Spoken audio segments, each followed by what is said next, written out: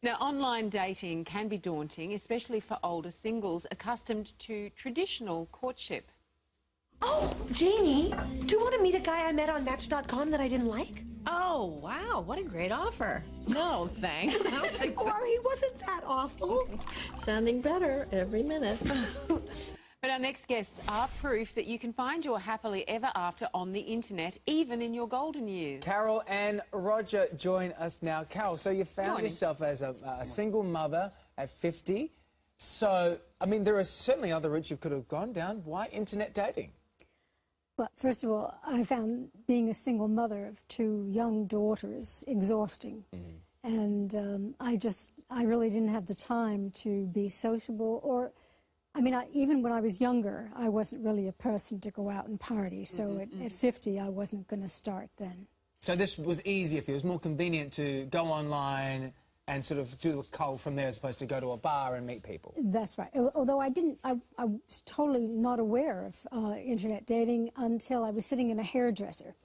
And the lady next to me was talking about how she was going to marry somebody she had met online, and I was horrified. I felt like slapping her face and saying, you know, are you crazy? Are you insane? Yeah. But anyway, she started talking about it and how they had met and everything was fine. And then I went home and I took a look, and I realized that there were actually lots of just what I would consider normal people who were doing the same thing, and that's when I decided to. Cue normal Roger. Yeah. So, Roger, you got together with Carol, but you hadn't dated for years before that. Right. Is that right? That's right. So what made you give online dating a go? Well, really, I had no choice because, you know, I hadn't been on the scene for, 40 years almost. So I wasn't prepared to go and do the traditional way of pubs and things like that.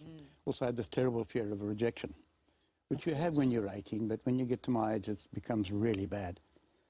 So I put my profile up, and what I realised afterwards is that people are probably still rejecting you in their hundreds, but because you don't see it or feel it, it doesn't hurt. It doesn't matter. No. Yeah. Okay, so Carol, why did you click on Roger?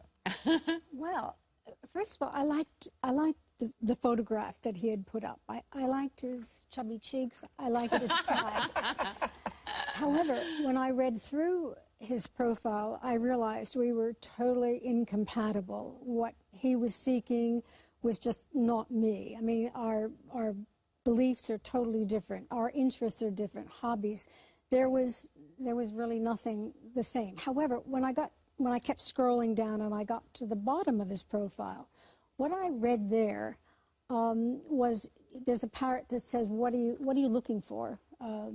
And what he had written was, "I want a relationship where with somebody I can love and who loves me, nothing more or nothing less." Oh. And I have to tell you, that really did it for me, because what I realized is here was a man who was prepared to open his heart, not play games, and just be honest. And you guys have been together for 12 years? Over 12 years, And now you're yes. Scandalously living together? Yes. Unmarried? Yes. Married? What? Yes. Okay. All right. You kids on the internet. Yeah, I don't know. I'm still on trial. Yeah. Well, it's such a beautiful story. Yeah. Thank you both for coming. Thank you for sharing that with us. Coming